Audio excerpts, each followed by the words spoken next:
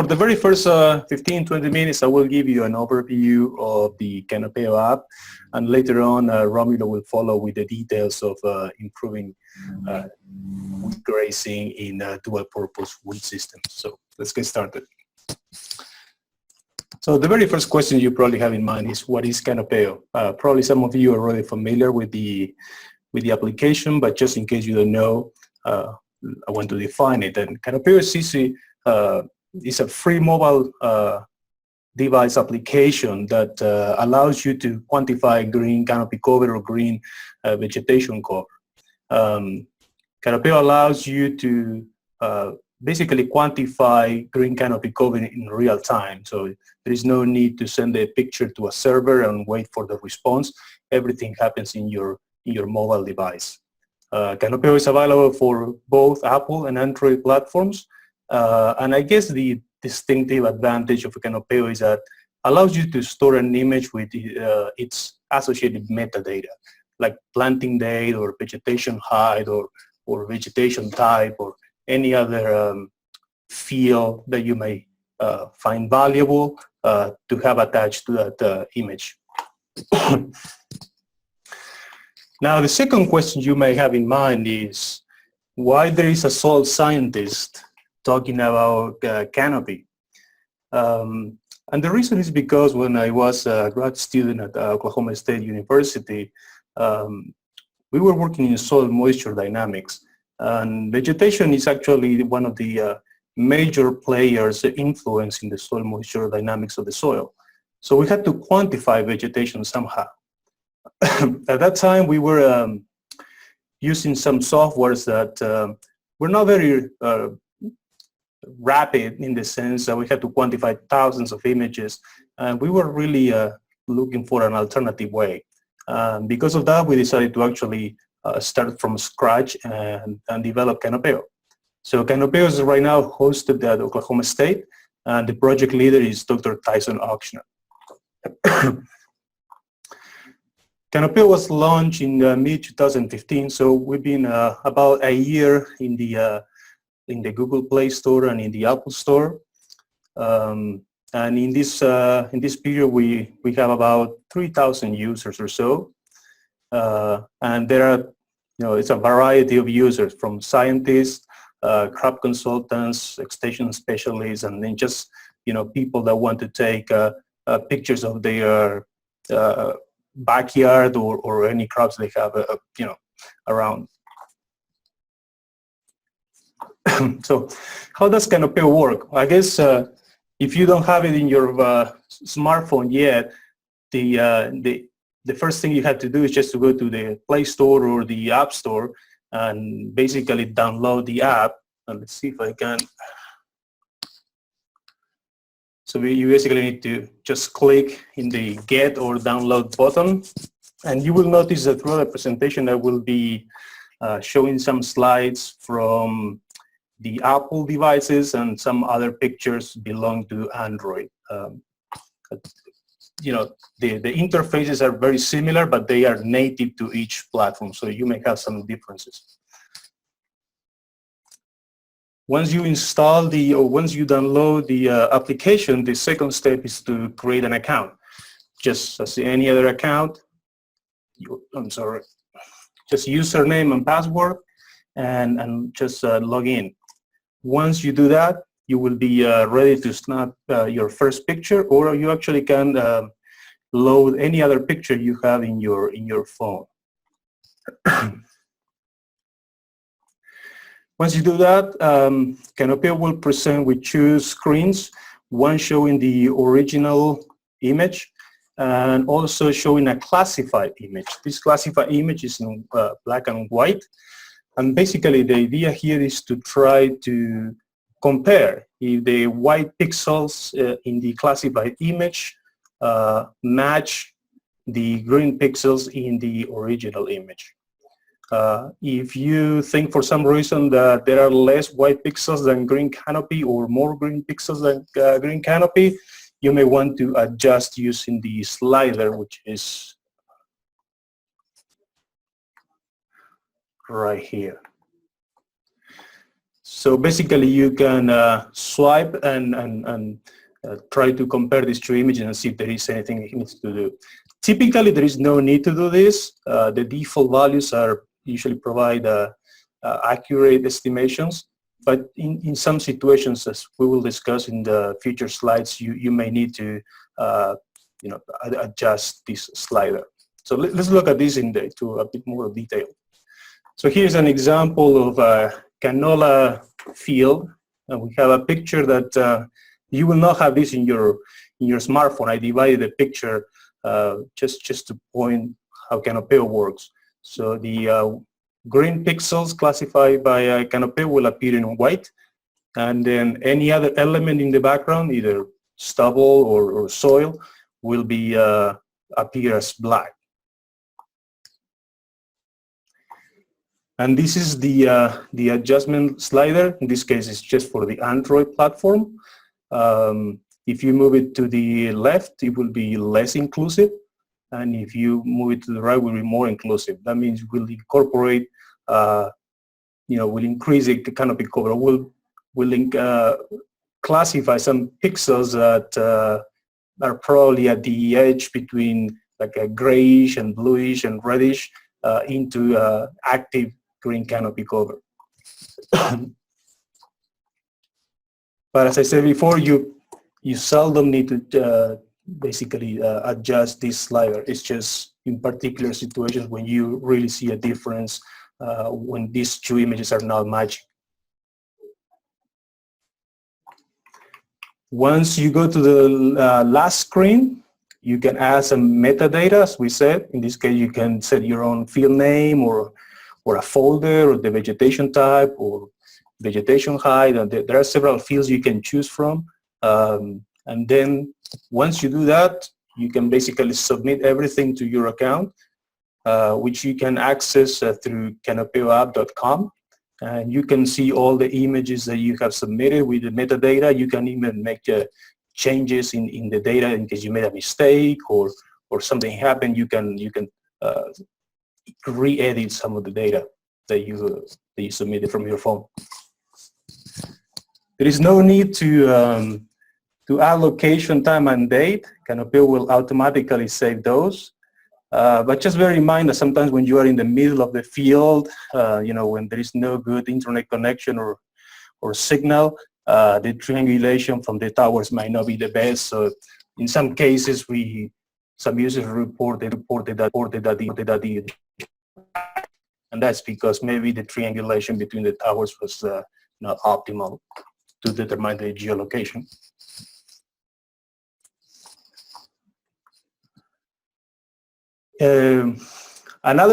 This is not a screen part of the process, but it's something that you can readjust. This is the settings screen, where you can basically set if you prefer to upload the pictures using Wi-Fi or or you just use your data plan. In the Android version, there is the capability to record short videos, like I think 5, 10, and 15 seconds. And Canopeo will process all the frames and will give you the average of that short video. And there is also an option to show your location. Now keep in mind that the Apple version does not yet have a video capability, and we are working on that.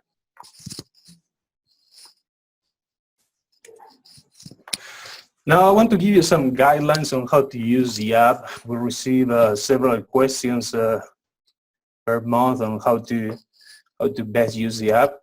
And in this case, I think what we recommend is to have the camera parallel to the ground, to extend your arm, far from your body so you don't take pictures of your feet, and to keep the phone about 60 centimeters or 2 feet above the top of the canopy. Now, if you're dealing with wheat, that might be not too difficult, but if you're dealing with corn or sorghum, you may need a selfie stick or a monopod to take the picture properly at 60 centimeters from the top of the canopy.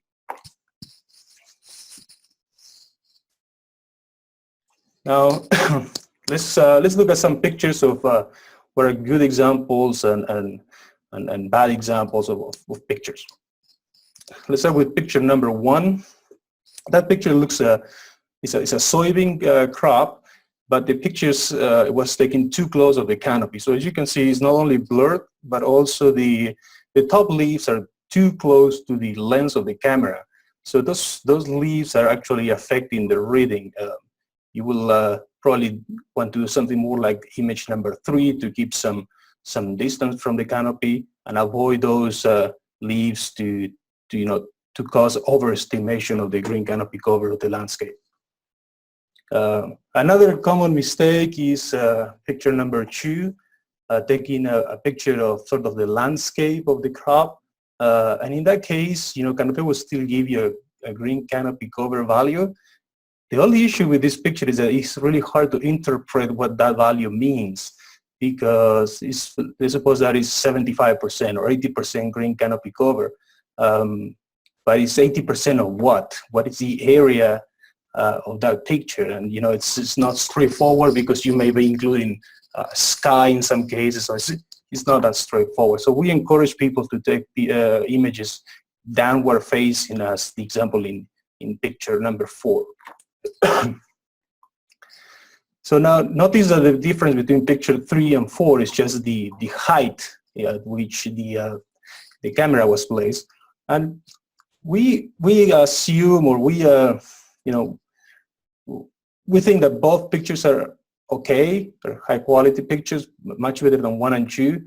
But it depends on where you place the camera. You will see, or you will be able to see more rows of the crop or not. So you might be able to average a greater number of square feet if you go a bit higher.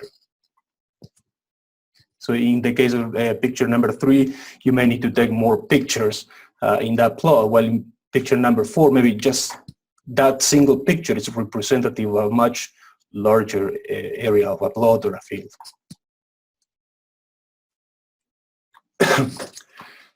A common mistake, I don't know if it's a mistake, but it's also part of a limitation of the app, is that it's very sensitive to light reflection on top of the canopy. So here we have a soybean canopy, and you can see that certain portions of the picture of the leaves have a high reflection, which appear white in the picture. And each of these red arrows is being drawn also in the classified image. So like for instance, this arrow right there is the exact same arrow as here. As you can see, probably this leaf right here is probably green.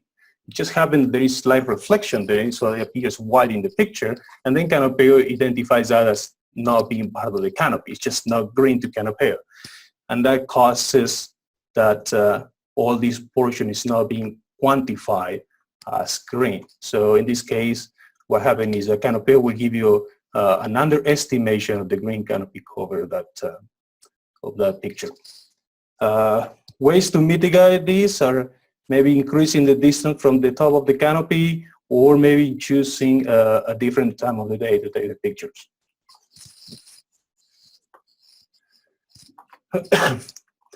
Today we're going to be talking mainly about wheat, but I want to give you some overview of the different applications of Canopeo. And one is obviously grazing management, in which I will not dive in. I will let Romulo to talk about that. But other applications are, for instance, quantifying the herbicide damage and the consequent yield loss. There was a study by Donald in 1998 where they evaluated different corn hybrid with a different decrease of herbicide damage, and how that herbicide damage reduced grain yield, and there was a strong correlation with % crop ground cover. So you can use Canopeo to assess that. For instance, if you had maybe your neighbor spray something in the field and that affected your crop, then you have a way to put a number to the damage by the herbicide. Another potential use is to use green canopy cover as a surrogate of NDVI. We typically take nitrogen fertilizer decisions based on NDVI, and there is a strong correlation, almost one-to-one, with green canopy cover. So you can potentially use canopy cover as a surrogate of NDVI and make nitrogen management decisions without purchasing the green seeker or any other nitrogen sensor. That might be costly, and you have the application in your phone. Perhaps the most obvious applications is the basically monitoring crop growth. In this case, you can just go to the same spot of the field and take pictures at different stages of the crop, and then you can use that information to monitor your crop growth. And there is a good example by Romulo, actually part of his doctoral dissertation, where he collected data, green canopy cover data at different crop stations. He was able to see how the wheat crop behaves differently in two different growing seasons, like a dry and a wet growing season. Sometimes the same difference can be also be seen depending on the planting day. So like a late planting day will be more typical of the gray area, and maybe an early planting day of wheat will be more typical of the light gray area, where you have a lot of green canopy cover development in like September, October. Now, Canopeo is not perfect. There are some limitations, and I think we've been talking a little bit about those. Perhaps the most obvious is that Canopeo cannot distinguish between different plant species. Canopeo will basically see everything is green. So a common situation is you have a cover crop with a mixture of species, and if you take a picture of that, Canopeo will not be able to distinguish or quantify the canopy cover of every single species in that mixture. It will just give you the total green canopy cover of the picture, basically. The other limitation is that since Canopeo quantifies green canopy cover, then there are some plants that have a reddish or bluish or some sort of gray canopies, and the canopies are still active. They are not dead. It's just a characteristic color of that plant, and in that case, you may need to use the adjustment sliders to correct the classification. But other than that, most times, most plants are within the classification spectrum of Canopeo. But in few cases, you have to do it manually. Another limitation is that there is a potential underestimation of green canopy cover when there is excessive reflection. That we looked at that in the soybean example, and this is, I'm not quite sure how many users are thinking on using Canopeo for upward-facing images in the case of a forest or something like that. But Canopeo was optimized and developed for downward-facing images. So if you use it for upward-facing, you want to quantify the canopy closure of a forest, for instance. You may need to be careful because many cases bright skies cause the canopy to be dark, and of course that will affect the canopy cover classification, and typically it results in an underestimation of the green vegetation cover.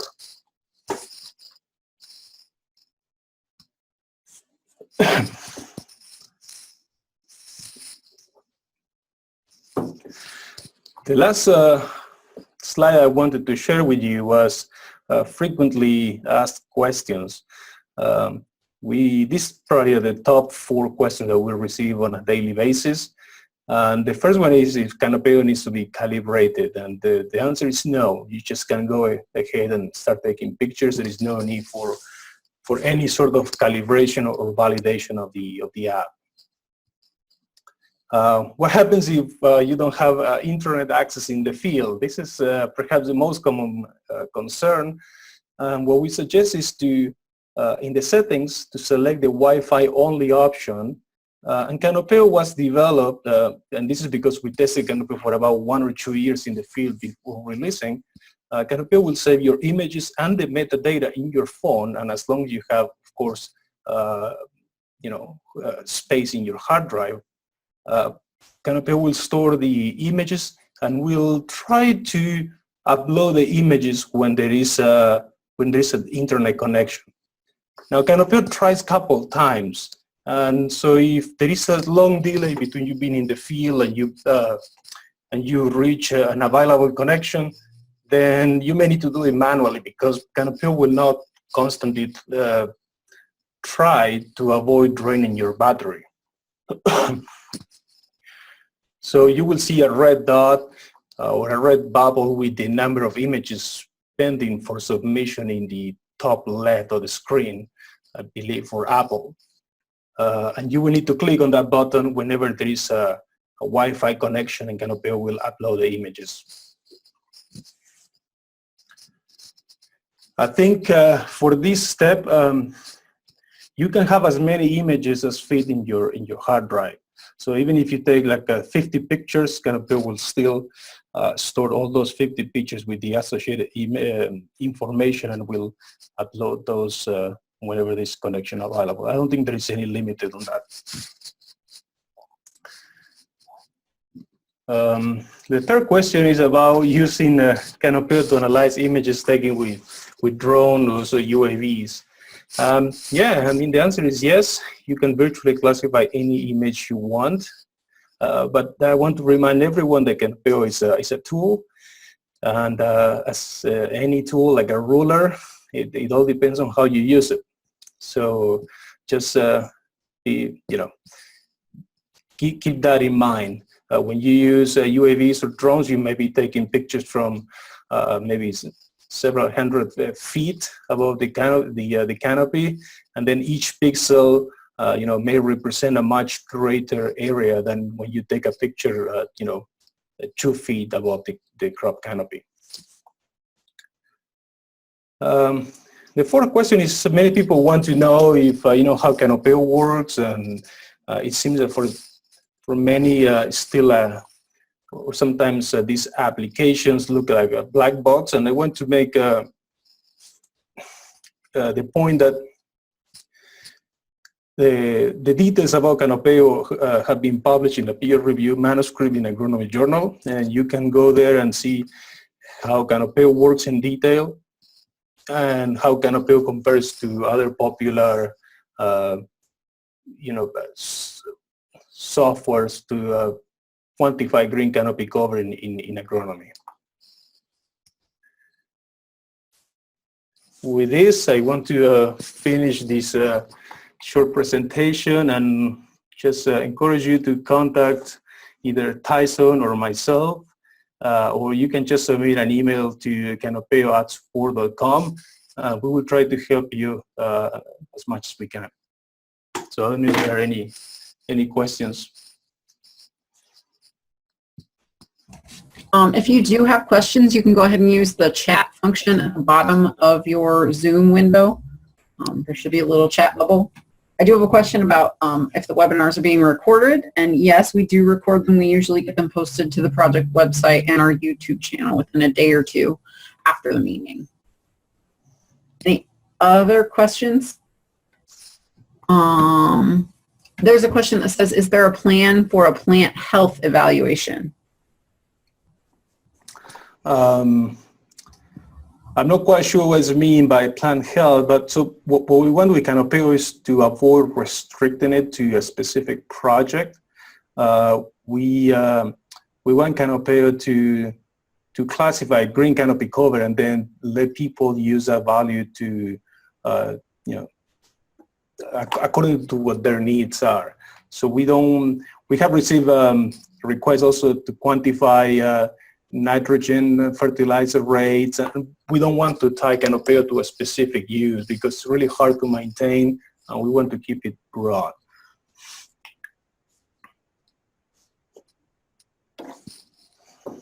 The next question is, any experience to measure soy stand with Canopeo? to measure soys. Yeah, I assume that means soybeans. Soybeans. Yeah, well, we use Canopeo to measure soybean green canopy cover. I think part of the validation stages of Canopeo were with soybean. And yeah, it happens to work well. Sometimes when the soybeans are undressed, they turn the leaves, and those, there is a lot of pilosity in those leaves, and sometimes it can be highly reflective. So we found some days in which was not working that well, but in general, we had no trouble.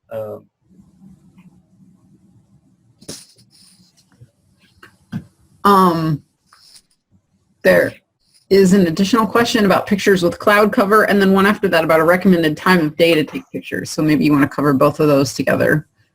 Okay. Yeah, well, cloudy days are usually the best days because there is a lot of diffuse light and not very much reflection. So cloudy days are, in general, really good. Unless you go on a cloudy day at maybe 8 p.m. in the winter, which is pretty dark, it may not work as expected. But if you go, around noon on a cloudy day, you should have plenty of diffuse light to take a really nice picture without any glare or reflection. The best time of the day was, we recommend take pictures, between 10 a.m. and 3 p.m. or so. But we understand that sometimes you need to take a picture when you're in the field and it's hard to plan. That's one of the reasons we encourage some of the users to either use a monopod or a selfie stick, so they can probably increase a bit the distance from the top of the canopy and try to reduce that glare. So if you go in the early morning, sometimes the light is highly reflective and you will not get a very good picture. Okay, and with that, I think we should move on to Romulo's portion of the presentation. Okay. There is one more question. It says, is it possible to obtain LAI? And maybe I'll have you stop the share and Romulo can put up his slides as you answer that question. Okay. Yeah, I just did. Yes, you can estimate a leaf area index from green canopy cover. There are some manuscripts that describe equations to convert from one to the other. That's, I think, is based. That's because several of the crop simulation models are based on leaf area index, but green canopy cover is becoming popular and it's easy to measure. So yes, I recommend to that person to send me an email, and I will be more than happy to share the links to the one or two manuscripts that I have in my mind right now.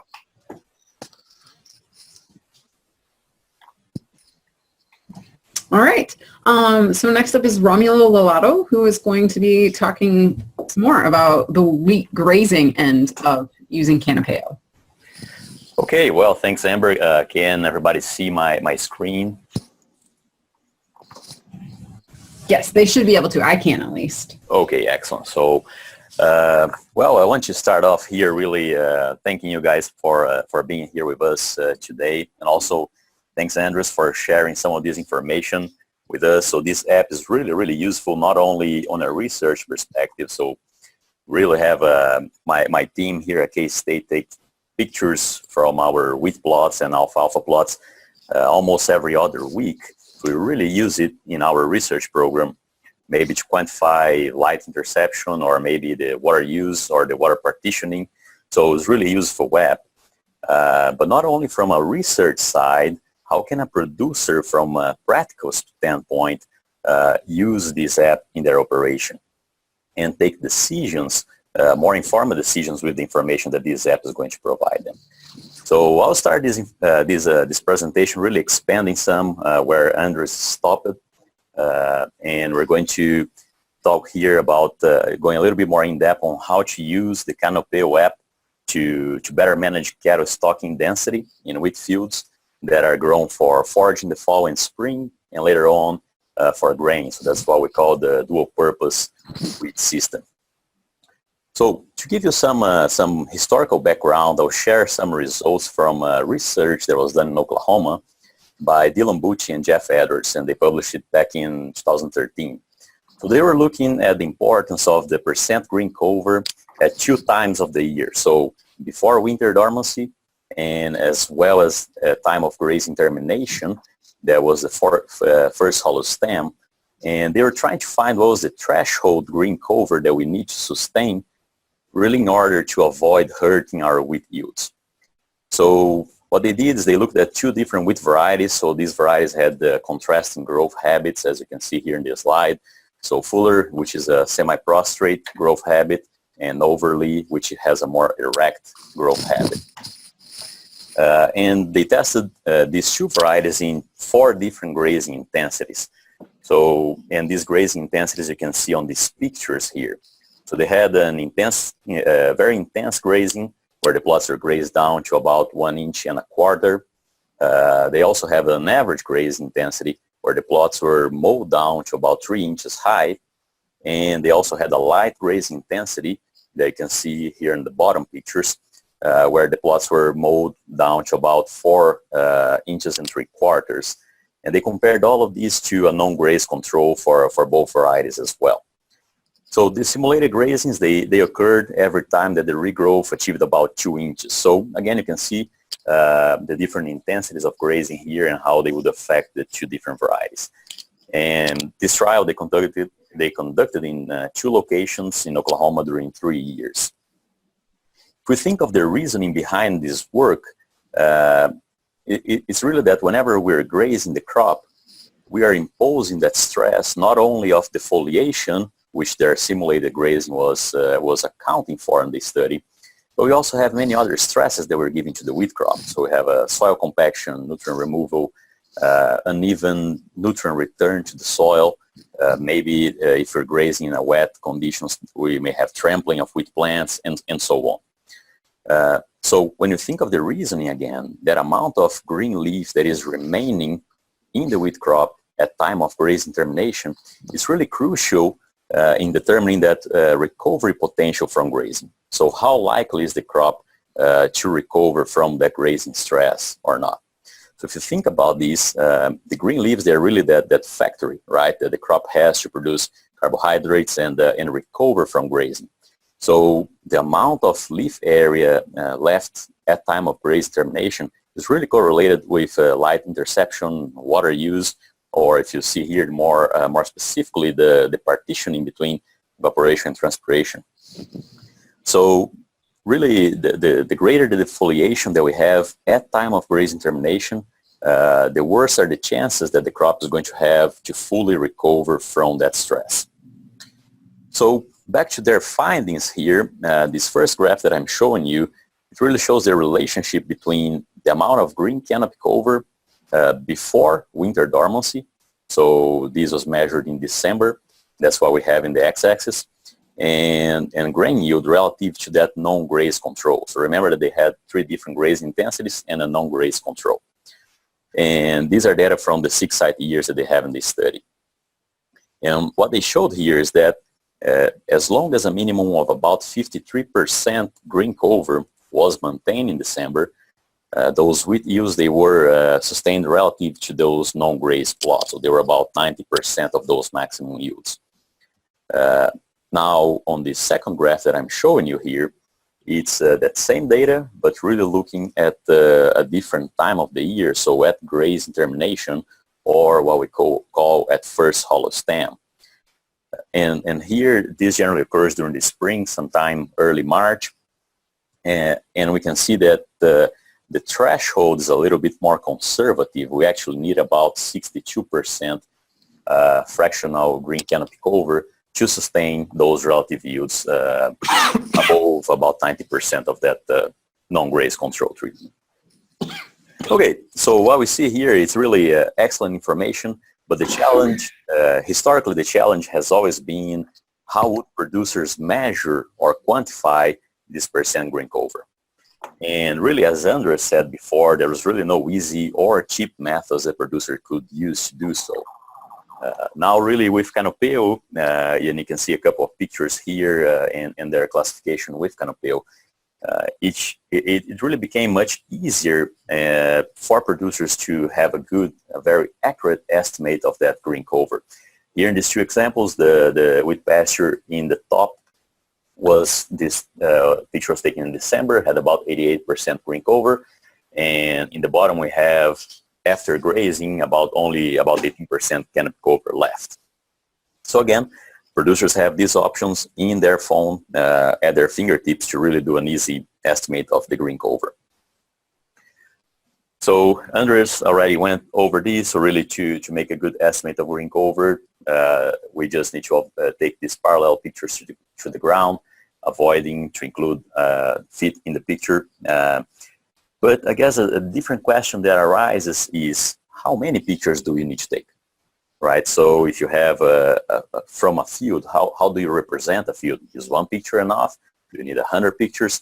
So how can producers go out in the field and actually do this estimate and have a good estimate of that mean canopy cover of the field? So really the number of pictures that need to be taken from each field is going to come back to the field uniformity. So overall, as you can see here in this graph, the more pictures that were taken from a field, the better that mean estimation was. So you have on the x-axis the number of images taken with Canopeo and the relative error in the y-axis there. And we have two lines here. The green line is a uniform field with a high average canopy cover. So you can see that the coefficient of variation there is only 14%. And on the orange line, we have a less uniform field. So really to decrease that mean relative error to about 5%, we needed about 6 images from that uniform field and about 12 images from the non-uniform field. Again, so this is about what we have been talking to producers, just going out and taking about 6 random pictures if they have a relatively uniform field, and average those values should give a good quantification of that field mean if it is a relatively uniform field. On a less uniform field, about 10 to 12 images would help to reach that final mean value. And together with these recommendations, some of this previous research that we just showed, we show some thresholds for producers as well. So if producers are quantifying this canopy cover late in the fall or before the winter dormancy, we are recommending maintaining above about 60% green cover to avoid hurting the wheat yields. Now, if producers are in a situation where they have less than 40% cover, for example, in that picture that I sent you a while back, that's probably good indicative that that field, the yields from that field probably already hurt. Now, if you look at first hollow stem or at timing of grazing termination, that research has demonstrated that we need, if we are maintaining a minimum of about 70% cover, we are probably on the safe side and most likely not hurting our yields. And grazing more intensively than that will most likely result in reduced wheat yields. So I guess some key points to keep in mind of whenever using Canopeo to manage wheat grazing are first that managing this cattle stocking density based on green canopy cover, it can decrease the risk of wheat yield loss. So again, we're kind of looking from the wheat perspective, how do we maintain those yields, right? Second, that producers should try and maintain at least about 60% canopy cover in the fall and maybe about 70% canopy cover at first hollow stem to really avoid reducing wheat yields. And I guess last point here is that we will need anywhere from about 6 to 12 pictures to capture that average green cover of a field, and that's going to depend on field uniformity. So this information that I presented to you so far, it can be found on this publication on the right-hand side here, which if you just Google MF 3304 or PSS 2170, you should be able to access it. So if you're interested in learning some more on how to use Canopeo to manage dual-purpose wheat. This wraps up this part of actually using Canopeo to manage wheat. I have a few extra slides here that I'd like to also discuss with you, and this comes back to a few key management factors that we should keep in mind whenever we're growing dual-purpose wheat, right? So how does it compare to grain only? And last time that we had the webinar here with Amber here in the Grazing Cap project, we had the full webinar only on this portion, so I went more in depth into several topics. And today, just because I don't have the time to cover the whole breadth of this dual-purpose wheat management, I will give a brief overview of some management adjustments whenever we're going into a dual-purpose situation, but I'll go more in depth into a few factors that producers still have time to adjust for the current growing season. Some of the things producers should already have taken the decision. Other management practices, there's still time to work still for this growing season. So a few points here as far as management adjustments whenever we're growing wheat in a dual-purpose situation. First, very important to work with variety selection. And the reason I say this is because a high-yielding variety in a grain-only system not necessarily will be a good yielder if we're evaluating it in a dual-purpose condition. So we really need to look for other traits of interest as well. Forage yield potential is one of them. Date of first hollow stem, or how long can you graze that variety in the spring, is another point that we need to keep in mind. Also, recovery potential from grazing. So Oklahoma State University has a breeding program where these varieties are bred under a grazing condition, so they are already bred with that stress, and that helps some of these varieties to do well if we are in a dual-purpose situation. And we also need to talk about some tolerance to diseases that are many times more prevalent whenever we're planting wheat earlier than optimal. Which takes me to our next topic here, which is planting date, which is another very important factor in dual-purpose wheat production. And again, hopefully, if you are a dual-purpose producer, hopefully your wheat is already planted by now. So we generally recommend planting or sowing wheat about 2 to 4 weeks earlier if you are in the dual-purpose conditions as compared to a grain-only situation. And that's really to maximize forage production. Now, a couple of problems that we might have if we're planting wheat earlier than optimal is that those seeds that are harvested during the summer, they might not be completely out of dormancy yet. So we might, in some cases, have seed dormancy problems if we're planting wheat too early, which obviously can result in some erratic stands. And we also see increased pressure of hash and fly, of aphids as well that will transmit the barley yellow dwarf virus, as well as with curl mites that transmit the wheat streak mosaic virus. So selecting a variety with some level of resistance to these pests or diseases is also very important. Briefly talking here about seeding rates as well. Generally, we recommend that seeding rates are increased, and they can be increased as much as 100% depending on location within the state. Just for example, if a grain-only producer seeds their wheat at 60 pounds per acre, they can easily increase that rate to 120 pounds per acre to maximize forage yield. So this graph here showing us that the effect of seeding rate, which we have in the x-axis, and the effect of sowing date that is shown here for you in the different symbols and colors. So this is some research done in Oklahoma. And what we can see from this picture here is that the lane planting in a couple of weeks from late September, from early September to late September here, as you can see from the red to the green colors, it decreased forage yield in about 1,000 pounds per acre. And so a really steep decrease in forage yield if you're delaying our planting date. And these studies also showed that increase in seeding rate from about 90 to 120 pounds per acre really produce enough extra forage to compensate for that additional seed costs. So again, keep in mind the planting date and seeding rate needs to be adjusted in a dual-purpose condition. Planting depth is important as well. We generally run in a couple of different issues and whenever we're planting earlier, and they all come back to hotter soils. So we're planting earlier, we're planting into hotter soils. Not uncommon to see soil temperatures about 90 or 100 Fahrenheit during September in Oklahoma and southern Kansas. So some varieties have what we call high temperature germination sensitivity, which is a condition where these varieties are just not going to germinate if the soil temperatures are above 90 or 100 degrees Fahrenheit. So these varieties should be avoided in these dual-purpose systems because we're planting earlier. Also, hot soils decrease the wheat coleoptile length.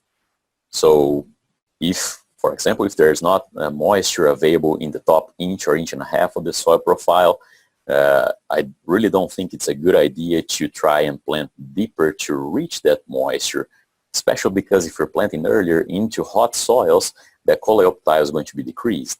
So it would be, producers would be better off just dusting the wheat in at a shallower depth and waiting for rain than sowing it too deep. You can see here on this picture on the right, there are two examples. Both of these plants were sown relatively deep, but the one that the coleoptile did not reach the surface and that leaf came out of the coleoptile still below the surface, we can see that accordion-like leaf just because the leaf is not prepared to make it through the soil surface. So this can really result in erratic stands as well. And finally, the last couple of topics that I'll talk about, fertility management and livestock management. So these last two topics are really topics that producers can still do something about it in many cases, right? So there's still time to adjust your management for fertility and livestock management as well.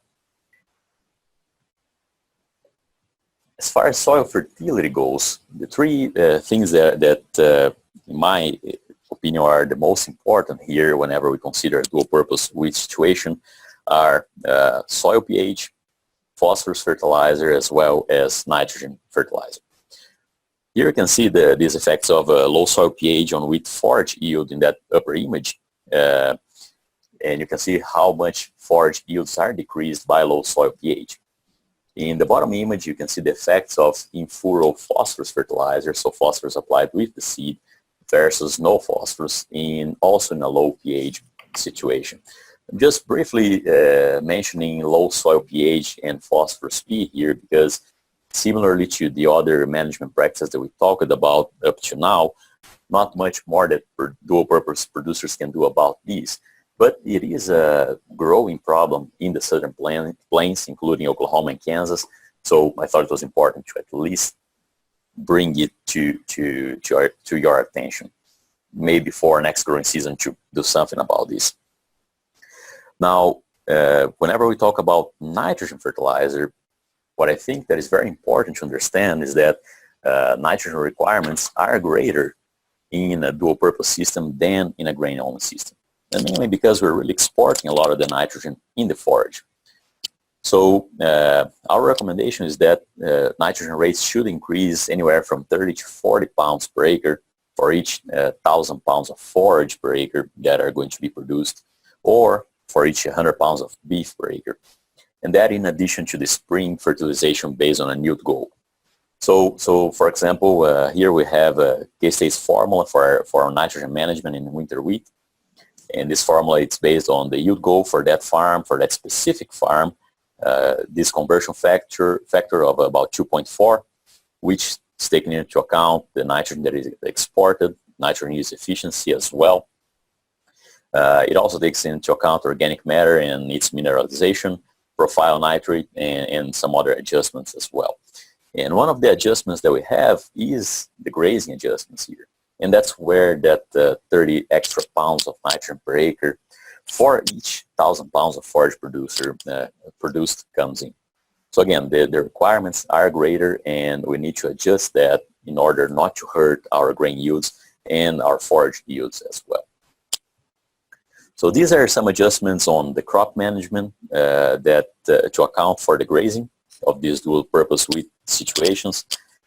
Whenever we talk about the grazing management itself, I'd like to remind, especially if we have producers and agents online here, remind not to initiate the grazing too early, because otherwise we can end up actually hurting our stands.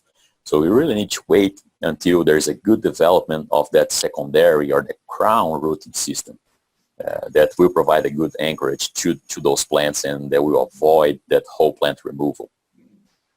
This generally occurs whenever there is about 6 to 8 inches of top growth prior to grazing initiation. But again, that top growth not always relate back to the root growth, so it's very important to go ahead and check for the root development as well. So here just a couple of contrasting root developments. Really these smaller plants in the left, in my opinion, they have too few of the secondary roots developed. And ideally, I would like to see a better root development before initiating grazing here. Otherwise, cattle might still remove these whole plants and decrease our stands. Now, the larger plants in the right, they are showing a much better secondary root development, which will allow for grazing with less risk of whole plant removal. So again, considering that root development is an important consideration whenever we're talking about grazing initiation now during the fall. As far as the livestock management in this dual-purpose field, just a comment here that both stocker cattle and mature animals can graze with pastures. Now, due to the high quality of the forage, there's generally greater profitability if we're working with stocker cattle and fall calving cows. Optimum stocking rates will depend mainly on environmental conditions. So if we have a warm and a moist fall, that allows for a lot of forage being produced and a proper management as well. But on average, some of the K-State data indicates that these wheat pastures, they allow for 1 to 2 acres per stocker during the fall and during the winter, and about 0.75 to 1.3 acres per stocker during the spring. So these stocking rates, they can possibly be increased if, for example, provided dry feed like grass hay, silage, or limited grain. And also data from K-State supports that these daily gains can range between 1.3 all the way to 3 pounds. Now, again, if we go back for the crops perspective, important to make sure that we are sustaining that green canopy cover, above 60% in the fall or 70% in the spring. And finally here, I'd like to touch base about grazing termination. And very important to minimize yield losses associated with grazing whenever we're grazing wheat is to make sure that we remove the cattle by the first hollow stem. So what is it that I mean by first hollow stem if you're not familiar with? What you can see here in this picture, the plant in the right hand side, it is at first hollow stem, which means that we have about 1.5 centimeters below the developing head, or below that head that is expanding inside the stem. So it occurs before jointing. If we're talking about growth stages, it occurs late fix 5. And it's important for us to make sure that we remove cattle at this stage. The plant on the left, it is past jointing, so you can see a clear joint in that plant, and that will be already too late. We would be leaving yield on the table or losing with yield if we are grazing past first hollow stem. So again, we want to make sure that we check for first hollow stem from ungrazed areas of that field and from those main primary tillers. Make sure that whenever they are reaching first hollow stem, the cattle is removed from those pastures. And the reason for that is, you can see in this graph from another publication from Oklahoma State, is that if we're grazing past first hollow stem, the yield decrease that we have can be pretty steep. It can range actually anywhere from 1 all the way to 5% per day yield reduction if we're grazing past first hollow stem. So you can see these 3 lines here. The upper line, it is if you're grazing past first hollow stem, but the weather conditions, they are cool and they are wet and they are favoring wheat recovery. And the bottom line is if we are grazing past first hollow stem in dry and harsh conditions. So whenever the wheat is going to be less likely to recover. But in any condition, we are losing yield from anywhere from 1 to 5% per day. So it's a very, very steep yield loss if we're grazing past first hollow stem. But if we are having in mind, okay, let's remove cattle by March 15th or at jointing, you're most likely already leaving some yield behind there. And really, to wrap up this presentation, just wanted to bring to you some resources that we have here. If we want to learn more about first hollow stem, there is a very informative publication from OSU And again, all of these, you can just Google that number that is above the publication and very easily find it. If you are a producer or an agent in the region and you're interested to see how the different varieties they are reaching first hollow stem and how much forage they're putting out, both K-State and Oklahoma State have these two reports on the middle and on the right-hand side where we are reporting yearly how much forage each variety is producing, as well as when it is reaching first hollow stem in the year. And some other resources here.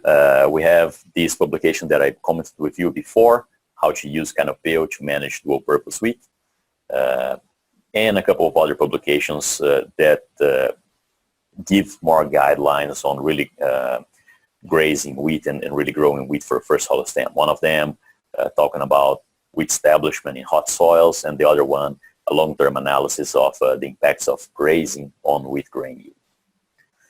So I guess with that wraps up my presentation here. Appreciate the attention, appreciate you guys sticking around. I'll be glad to answer any questions you might have, either about the use of Canopeo in grazing or dual purpose systems in general. You feel free also to shoot me an email at lollato@ksu.edu, or follow me on Twitter at KSU Wheat, or like my page at Facebook, K-State Wheat. So with that, thank you.